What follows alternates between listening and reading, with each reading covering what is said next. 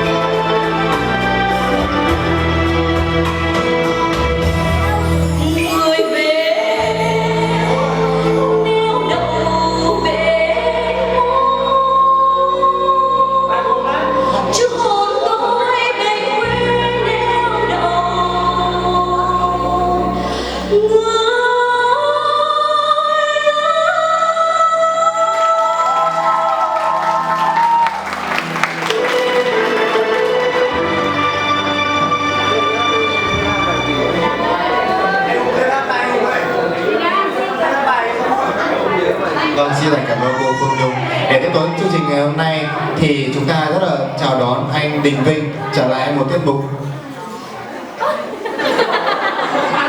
Thật sự là em chả hiểu gì các cô ạ.